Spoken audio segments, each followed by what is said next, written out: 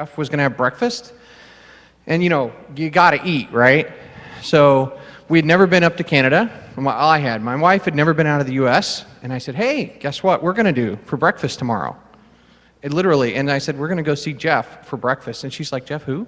Well, you know, because it sounded like a stalker to me, but a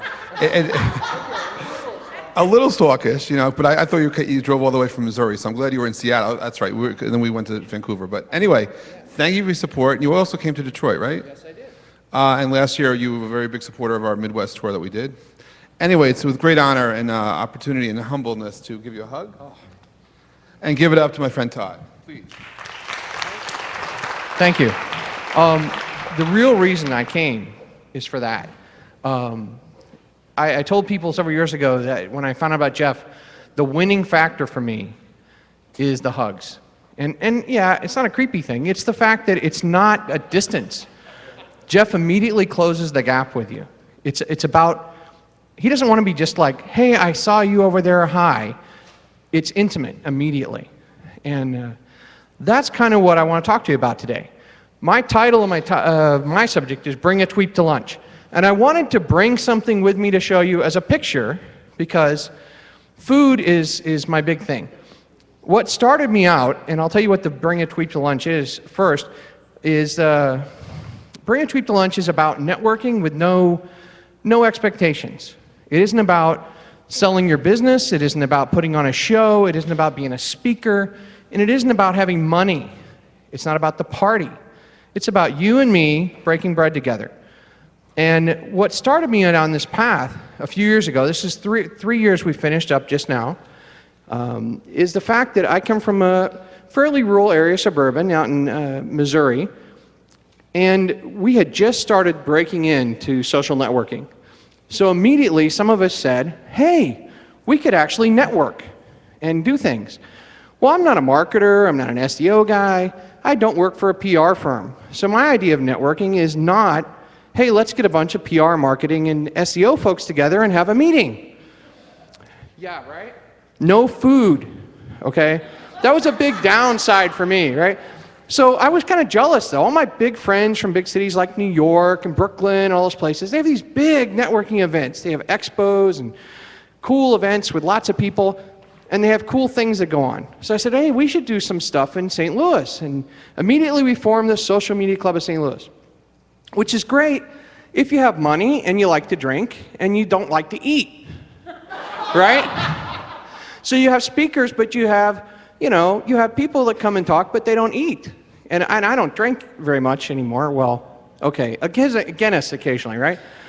But what I found was thousands of people in St. Louis were interested in social networking, but most of them didn't want to come to one of these events. They didn't want to come and sit like you're sitting, but not network really at all. They wanted to be with people. They wanted to be with real people, not some speaker on a stage that was going to whisked off and he's gone. You know, or he's an expert and he's there to sell his book. Though, when my book comes out, just saying. Just saying, okay? But one of the things I realized is that I couldn't do this on my own, or I couldn't really make a big event. But I did have a passion, and I do have a passion for food. I'll tell you my best networking tool, it isn't a smartphone, it isn't my computer or my iPad, though I use those every day.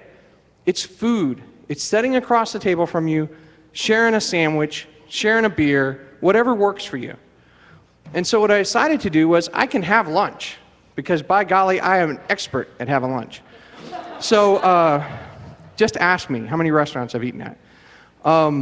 So what I decided to do was I started this as a fluke. I said, let's have lunch on every Friday during the summer.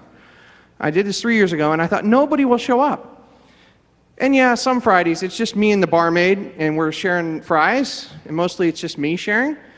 But the rest of the time, we've had fantastic results. And what I found is that people are intimidated about big networking events, but they will come to lunch. And so my reach out to them was, hey, just show up. And they said, oh, but I don't want to be presented to. I said, well, we're not, because that's the rule. There are no sponsors, there's no presenters, there's no speakers, and there's no obligation to actually eat, though I love that people eat when I have lunch with them. So we started this out, and it's been a big success. It's 3 years running, and people know about it now. Yeah, I don't get 1,000 people for lunch, but our biggest lunch was our last one of the first year. Was amazing. We had so many people, we had to break it into 2 different lunch locations on a Friday afternoon, and we swamped both of them. So it's pretty amazing. And for me, the amazing part isn't, though, that I brought people to lunch. It's what's been a side effect of that. People have found jobs. They've networked on partnerships. They've become best friends. I've made some new friends and adopted some people into my circle that I would have never known. I've reached out to nonprofits through that, and reached out to people that I didn't know needed a friend or needed a food on their table. And I've also reached out to businesses who didn't know that they had hundreds of customers that were 1 tweet away. Imagine coming to a restaurant that's fairly new to a neighborhood and putting 25 people in their seats for lunch. It's an amazing difference in a small town. And now Webster Groves isn't super tiny, but they're a small community and they're very tight. But imagine people from all over a multi-million person city came just to have lunch with them. And that's my impact for you. If you do nothing else, don't be afraid to network. Don't wait for some big hooty-tooty organization. Don't wait for Jeff to come to your town again. You know, how many of you eat lunch? Come on. I see a few people that are rest of you on like fasting the rest of the week. I don't fast, if you hadn't noticed. Yeah. But I'm just going to challenge you. I said it was impossible. I said, I'm not some big network bigwig. I can't get 5 people to come to lunch. But what I found is when you tell people there's no expectation, I just want to have lunch with you. I don't want you to, I'm not going to sell you anything. I'm not going to give you a business card. And you know what? Occasionally I'll buy you lunch because I didn't want that to be a barrier. I said, if you show up and you want to be there, I will buy your lunch. I've never had to buy more than 3 or 4 lunches.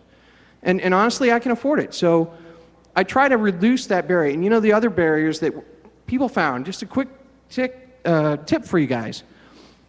People don't come to places they can't bring themselves and their family. So I made another rule. Smoke-free, there always must be food available, and it has to be kid-friendly. Because I found that all the other networking events I go to, you can't bring your kids, there will be alcohol, and by golly, it's not for the average person. There won't be cheap drinks either, by the way. Unlike here, where they're giving you free coffee, you know, our big network events are usually $4 cups of coffee. So there's my tips. I hope you bring somebody to lunch. If not this week, bring somebody else next week, or bring them tomorrow. Thank you, Jeff. Really appreciate this opportunity.